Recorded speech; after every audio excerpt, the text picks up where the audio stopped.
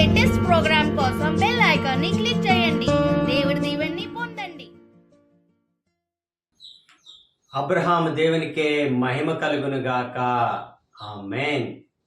ప్రియమైన దైవజనులారా, క్రీస్తు ప్రభు యొక్క స్నేహితులారా, ఈరోజు 2వ శనివారం తపస్కాలంలో 28వ తారీఖు ఫిబ్రవరి నెల. యేసయ్య ఈరోజు మనందరికీ పరిపూర్ణ ప్రేమ కోసం తెలియజేస్తున్నారు. పునీత మత్తయి గారు రాసిన శుభవార్త నుండి 5వ అధ్యాయము వచనములు 43 నుండి 48 వరకు.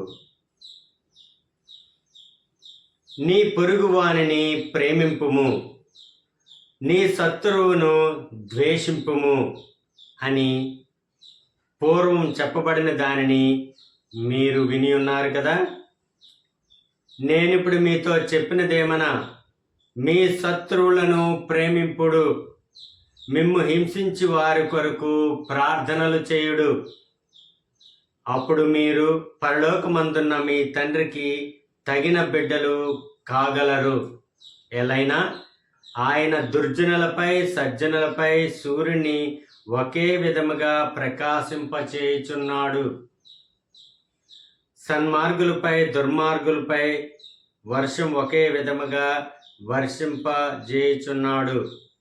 మిమ్ము ప్రేమించు వారిని మాత్రమే మీరు ప్రేమించుచో మీకు ఎట్టి బహుమానము లభించును.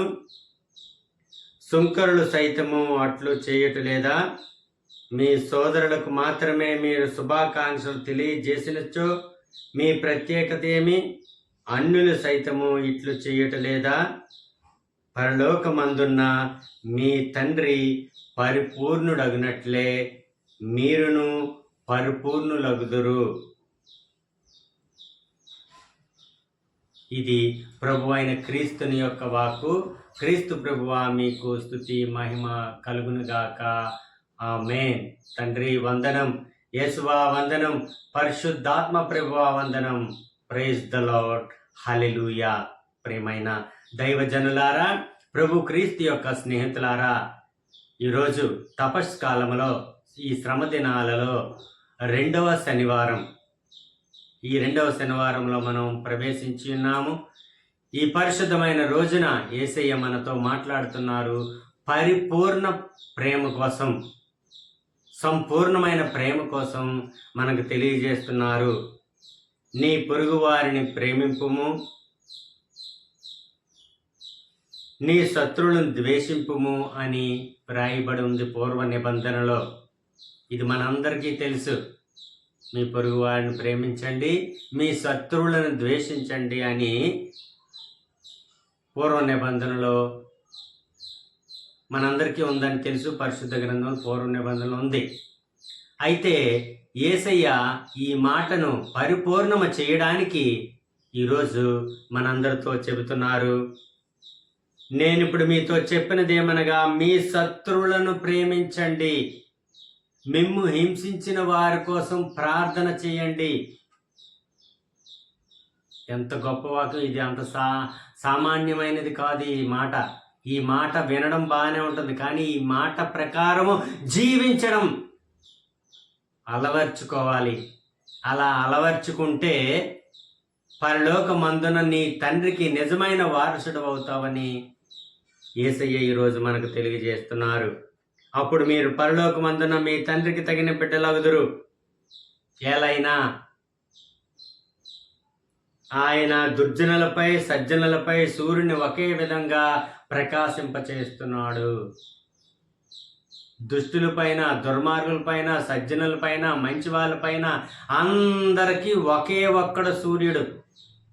అందరిపైన సూర్యకాంతి ఒకే విధంగా పడుతుంది. చూడు, మీ తండ్రి చేసిన గొప్ప కార్యం. మంచి వాళ్ళపైన, చెడ్డ వాళ్ళపైన, దుష్టులపైన, దుర్మార్గులపైన, అందరిపైన కూడా ఒకే సూర్యుడు ప్రకాశింపజేసేటట్లు నీ తండ్రి చేస్తున్నా. అంటే తారతమ్య భేదం లేకుండా, మంచివారు చెడ్డవారని భేదం లేకుండా నీ తండ్రి ఏం చేశారు? అందరికీ ఒకే సూర్యుడిని ప్రకాశింపజేశాడు. ఇంకా రెండవదిగా చెప్తున్నారు,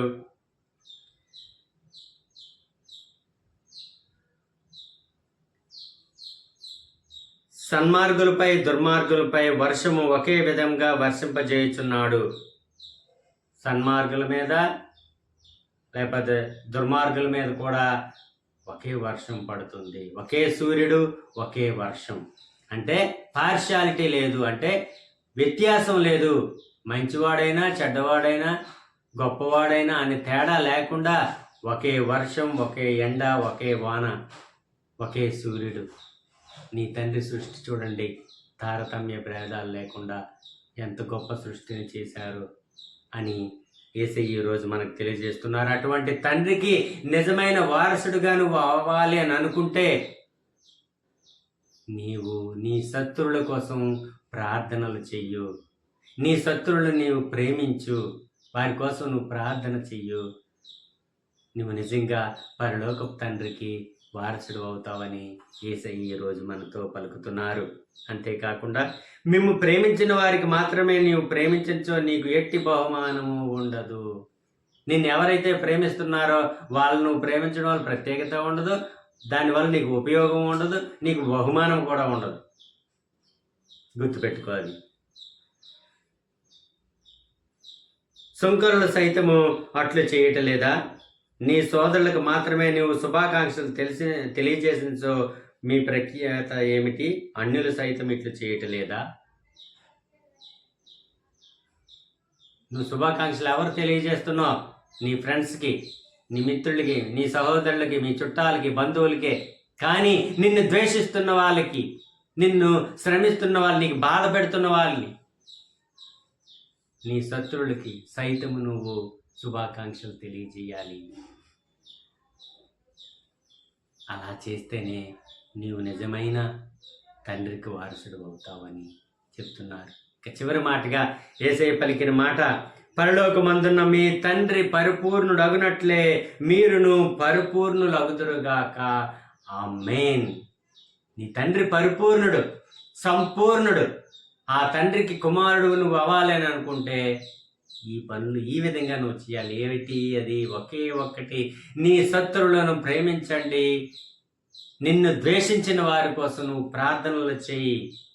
అప్పుడు నువ్వు పరలోకమందున్న నీ తండ్రికి ఏ విధంగా అయితే నీ తండ్రి పరిపూర్ణుడో అదే విధంగా నువ్వు కూడా పరిపూర్ణుడు అవుతావు. ఆ పరలోక రాజ్యానికి వారసుడు అవుతావు. ఆ తండ్రికి నువ్వు కుమారుడు అయిపోతావు. ఎంతమంది చేస్తున్నారు మిత్రులారా? ప్రాక్టీస్ చేయండి ఈ మాటను, ఈ యొక్క నియమాన్ని, ఈ యొక్క దేవుడు పలికిన, ఈ ప్రభు క్రీస్తు పలికిన ఈ మాటను.